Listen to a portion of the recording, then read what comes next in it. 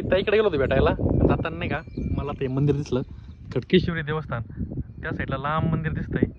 तर मंदिर कसं मला पण माहीत नाही, आणि तुम्हाला माहिती आहे मंदिर दिसल्यावर मी त्या ठिकाणी जाणारच आहे.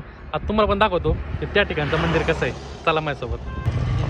इकडं वातावरण तर छानच आहे. हे बघा दिसतंय मंदिर तुम्हाला, आणि त्या साईडला जातोय आपण, मंदिराकडे जातोय. बघा वातावरण तर एकच नंबर इकडं, झाडं वगैरे मस्त वगैरे लावले. आता मंदिराची एंट्री बघू आपण कुठून नेमकं. मला माहीत नव्हतं मंदिर कशाचं आहे. मी आता एक बाबाला विचारलं तेव्हा माझा कॅमेरा ऑफ होता. ते तुळजापूरच्या देवीचं मंदिर आहे, आणि नवरात्रमध्ये नाही का इथे भरपूर गर्दी असते. बघा तुम्ही मंदिर एकदम शांतता आहे.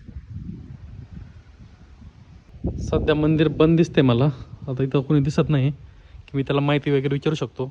पण जर कोणी जर इथलं असेल आसपासचं, तर मग त्यांनी नक्की कमेंटमध्ये सांगा मला या मंदिराचं वैशिष्ट्य काय. तसं मला बाबांनी सांगितलं की तुळजापूरच्या देवीचं मंदिर आहे. तर मला एंट्री शोधावं लागेल नेमकं कुठून आहे. इकडून तर काही दिसत नाही. ही दर्शन रांगाची एंट्री आहे, पण आता तिकडून लॉक आहे.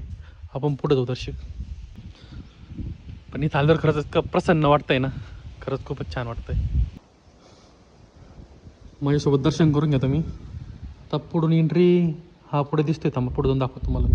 आता एवढ्या मध्ये आलो मी, पण आता मला दर्शन मध्ये जाऊन होत नाही. आता बाहेरून दर्शन केलं मी, पण तरी पण मी बघतो की मध्ये जायला रस्ता वगैरे आहे का नाही.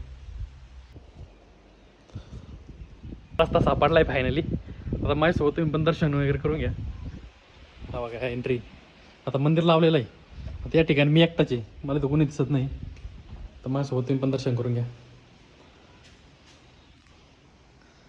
होईल का कसं एवढं शांतपणे दर्शन होईल का कोणाचं. आज मी आणि फक्त देवी. सुंदर मंदिर आहे, आणि असं वाटतंय की देवी स्वतः माझ्याकडे बघती साक्षात. हे बघा मंदिर परिसर पण बघा किती स्वच्छ यांनी ठेवला आहे. दर्शन एकदम छान प्रकारे झालं आहे. आणि या ठिकाणी कोणी आलं आहे का याच्या आधी नक्की मला सांगा कमेंटमध्ये. आणि तुम्ही तुमच्या फॅमिलीसोबत या ठिकाणी नक्की या. एकदम छान मंदिर आहे आणि एकदम शांत वातावरणमध्ये. व्हिडिओ जर तुम्हाला आवडला असेल ना, तर नक्की लाईक करा, आणि व्हिडिओ जाता तर शेअर करा. आणि या मंदिराची जर अजून काही माहिती असेल ना तुमच्याकडं, तर नक्की कमेंट बॉक्समध्ये टाका. जय महाराष्ट्र.